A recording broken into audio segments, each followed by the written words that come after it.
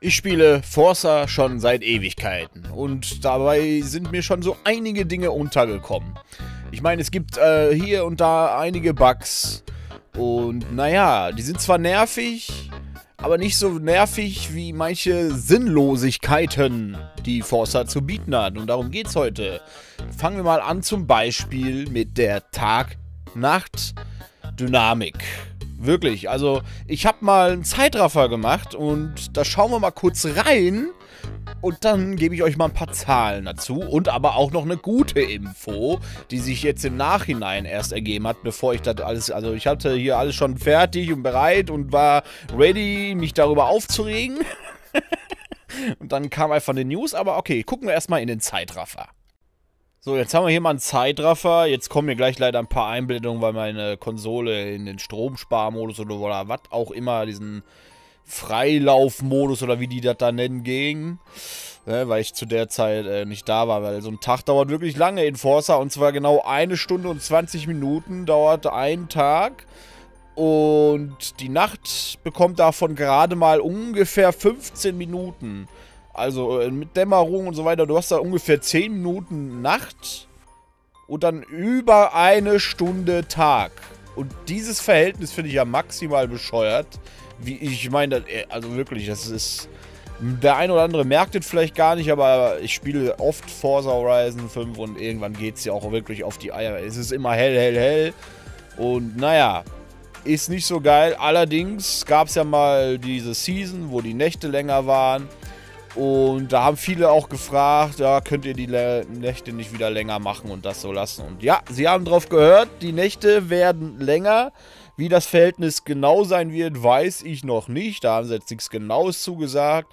Aber ich würde mal sagen, ich wäre schon zufrieden, wenn wir, keine Ahnung, von mir aus, mach mal 50-50, wäre zwar nicht schlecht, aber wenn sie längere Tage wollen, keine Ahnung, dann macht halt 40 Minuten Tag und 30 Minuten Nacht wird mir auch passen.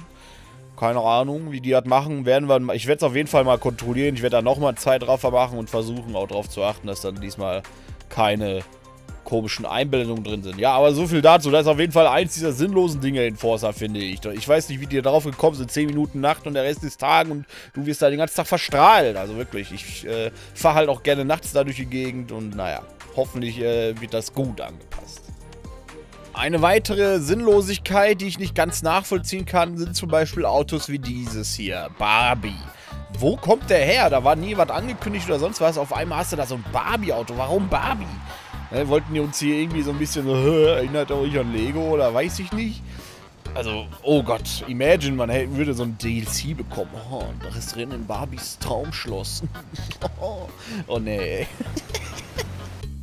Eine weitere Sinnlosigkeit, die ja den meisten mittlerweile bekannt ist, sind ja diese recycelten Autos. Ja, allgemein dieser Content-Aufschiebungshaufen Kacke da. Es ist ganz komisch, wirklich. Die haben uns so viele Autos damals weggenommen und liefern die jetzt nach und nach wieder. Selbst Alfa Romeo und so weiter haben sie rausgenommen, nur mit jetzt dann spektakulär zurückkehren zu lassen als neuen Content. Ja, GG. Die Karren waren schon im Trailer zu sehen, aber ist okay. Jetzt haben wir zum Beispiel den SL65 bekommen. Ja, okay. War auch schon ewig. Sogar in Horizon 2 konnte man den schon fahren. Kam jetzt auch wieder, wurde fett angekündigt. Haben sogar noch eine Nachricht rausgehauen. Total stolz sind sie darauf, dass sie die Karre rausgenommen haben, und um sie uns dann später als neu zu verkaufen. Da gibt es zum Beispiel noch den SLR McLaren. Den wünsche ich mir ja auch schon seit Ewigkeiten zurück. Der hat schon eine Weile nicht mehr ins Forza reingeschafft. Und zum Beispiel kriegen wir jetzt einen Toyota GR86. Ich habe da gar nichts gegen den Wagen.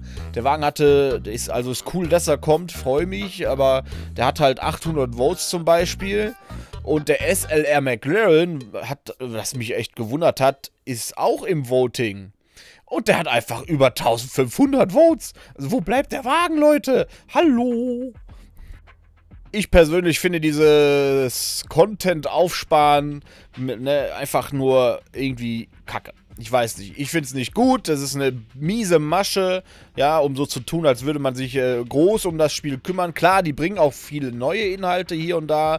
Zum Beispiel diese komischen Palmen und so weiter, da in dem Stadion, was da kommen wird zu diesem Sommerfest. Keine Ahnung, was das sein soll, aber okay, ist cool. Das Problem ist halt, man merkt es halt auch an Forza Motorsport. Je mehr wir über das Spiel erfahren, je mehr erfahren wir aber auch irgendwie, dass weniger drin sein wird am Anfang. Zum Beispiel sind ja sehr, sehr viele Autos nicht mehr dabei am Anfang. Und auch viele Strecken, also wir haben weniger Strecken, weniger Autos als in Motorsport 7 am Anfang. Werden wahrscheinlich dann auch mit der Zeit nachgereicht. Drift- und Drag-Modus ist wohl jetzt rausgekommen, wird es auch nicht geben am Anfang. Also keine Ahnung, was die da machen. Ob die da meinen, ja, wir überarbeiten das alles. Ich weiß ja nicht. Ich glaube eher, die wollen uns hier wieder verarbeiten. Die nehmen uns Content weg, um ihn dann Woche für Woche zurückzubringen und einen auf, ja, wir updaten ja regelmäßig zu machen, ne? Naja, ganz hässliche Politik in meinen Augen, aber okay, können wir nichts gegen machen. Wenn die meinen, das ist cool, dann sollen wir das machen. Ich meine, ich verstehe ja, man soll auch nicht alles auf einmal haben. Irgendwie wünscht man sich ja auch, dass man da hin und wieder dann was bekommt, womit man ja dann wieder Spaß am Spiel hat, einfach was Neues. Aber wirklich so viel Content rauszunehmen, der schon immer da war, ist in meinen Augen einfach keine geile Methode. Punkt 4 auf meiner persönlichen Liste der Sinnlosigkeiten wird auch so einige Eventbauer hier wahrscheinlich zum Ausrasten bringen, beziehungsweise die fühlen das wahrscheinlich genauso. Seit Hot Wheels gibt es ja die Möglichkeit, Objekte klippen zu lassen. Oder auch diese Parkhausbauteile und so weiter, die haben da Mechanismen, dass sie ineinander einrasten, was zum Beispiel das Erstellen von großen Flächen erleichtert. Jetzt stelle ich mir die Frage, warum macht man das nicht auch mit älteren Props, zum Beispiel Mauern oder diese ganzen komischen Asphaltplatten, die es da gibt. Wirklich, das ist so eine nervige Nummer, die zu platzieren. Glaubt mir, Rennen zu bauen ist gar nicht so einfach. Stellt sich jeder leicht vor, aber wenn es gut werden soll, dauert das wirklich ewig. Und zum Beispiel, wenn du diese Wände zum Beispiel einrasten lassen könntest, könntest du eine perfekt platzieren und eine ganze Gerade dann schon quasi überbrücken. Du würdest so viel Zeit sparen.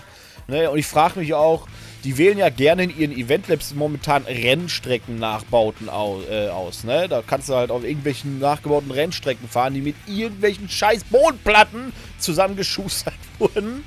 Da frage ich mich, warum nehmen die sich nicht ein Beispiel wie an zum Beispiel GTA und bauen Rennstrecken-Parts ein? Ja? Zum Beispiel wirklich lange Geraden, links und rechts hast du Curbs, einfach damit man quasi wie die Hot Wheels Bauteile, nur halt mit Asphalt und den Curbs an der Seite und so weiter. Und vielleicht noch für Kurven und alles, ne, und Steigungen, Bauteile, plus die passenden Begrenzungsteile und vielleicht noch, ja, meinetwegen könnte man auch noch links und rechts Platten zum Dranheft machen, die dann Gras simulieren und so ein Quatsch. Ne, und halt die richtigen Mauern. Dann könnte man so geilen Strecken nachbauen.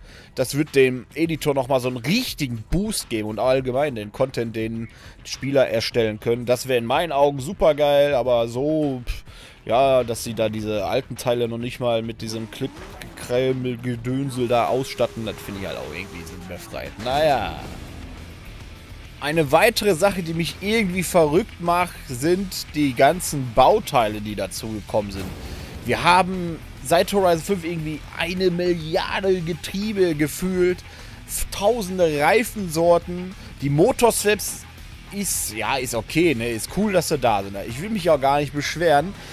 An sich stört mich das gar nicht, dass die Teile da sind. Das Problem ist, dass das System hinter den Autos überhaupt nicht damit klarkommt. Das Problem ist einfach, dass es 1 Milliarde, wie oft sage ich eigentlich 1 Milliarde? Keine Ahnung. Auf jeden Fall, es gibt sehr viele Meta-Builds mittlerweile. Du kommst gar nicht mehr hinterher. Ein Meta-Wagen jagt den anderen. Als normaler Spieler, der einfach sich ein normales Tuning runterlädt oder selbst macht, hast du absolut keine Chance mehr gegen gewisse Autos, wo einige Leute halt ein bisschen mehr Arbeit reingesteckt haben und sich hier und da irgendwelche Tricks und was weiß ich rausgesucht haben, wie sie halt den Leistungsindex ein bisschen beeinflussen können, um für gewisse Strecken mehr Leistung rauszuholen und sonst was. Ne, an sich ist das ja auch kein Problem. Guter Tuner hat halt auch ein gutes Auto. Aber die Wagen sind teilweise so unnormal abweichend in ihren eigenen Klassen, dass es absolut keinen Bock mehr macht manchmal.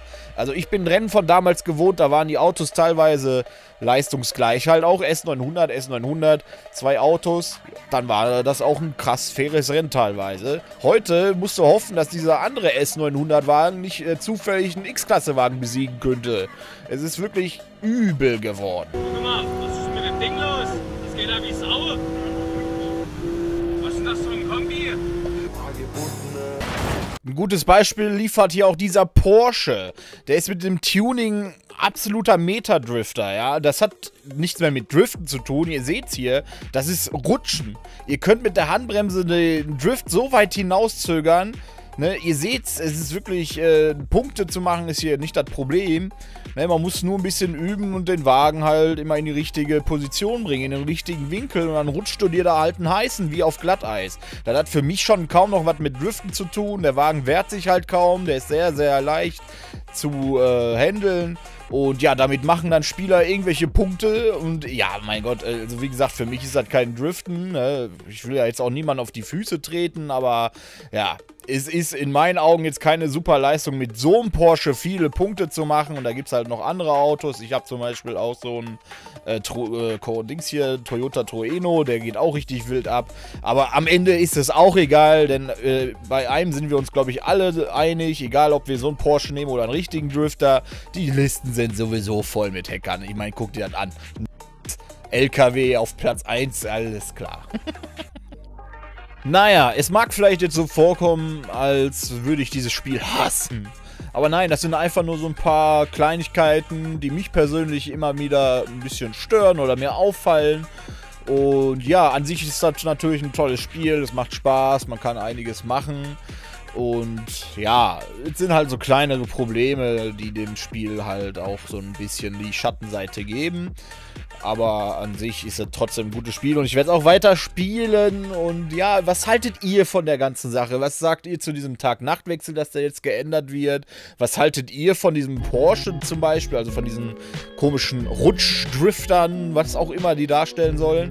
Benutzt ihr die selber gerne oder sagt ihr, nee, ich mag die auch nicht, dann lieber ein Auto, was ein bisschen widerspänstiger ist, wo man halt auch wirklich die Kraft und alles spürt hinter dem Wagen? Oder driftet ihr überhaupt? Manche können das ja auch gar nicht. Und ja, falls ihr hier Creator seid von Events und mal was richtig Geiles gebaut habt, wo ihr sagt, ja, bin stolz drauf, da habe ich lange dran gefeilt, dann haut gerne euren Sharecode mal hier rein, sagt ungefähr, was für eine Strecke das ist, ob Offroad oder Street. Ja, haut euren Sharecode hier rein und dann werde ich da drauf mal fahren, weil ich meine, ich kann euch auch mal einen Code reinhauen. Ich habe mich jetzt hier über Sinnlosigkeiten in Forza aufgeregt, aber eigentlich bin ich ja hier der König, was abgefahrene, sinnlose Dinge angeht in Forza. Ich meine, guckt euch diese Strecke an. Man nehme eine Limousine, gebe ein bisschen Gas am Start und das Spiel erledigt den Rest. Also wirklich, ihr könnt es ausprobieren, ihr müsst nichts mehr machen. Es kommt nur selten vor, dass der Wagen mal irgendwo an der Ecke kleben bleibt oder so, aber im Normalfall macht er die 50 Runden wie von alleine. Und ja, das war auch mal so eine spontane Idee, ne? Also hier ein Sharecode, wenn ihr da mal Bock drauf habt. Ja, das soll es dann auch gewesen sein. Ne? Hier habt ihr auch noch eine Version mit Looping und auch, wenn ihr Bock habt, schaut mal in die Stadt rein, die ich da gebaut hatte. Ja, so viel zu dem Thema. Ein paar sinnlose Dinge in Forza. Ich bin gespannt, was die Zukunft dann noch alle bringt. Vor allem bin ich gespannt, was das nächste Horizon bringen wird. Ich hoffe ja auch eine neue Engine. Ich bin raus an der Stelle. Ich bedanke mich fürs Zuschauen. Wenn es euch gefallen hat, lasst ein Like da, abonnieren nicht vergessen, um nichts mehr zu verpassen und den Kanal zu unterstützen. Ich bedanke mich und wir sehen uns im nächsten Video. Auf Wiedersehen.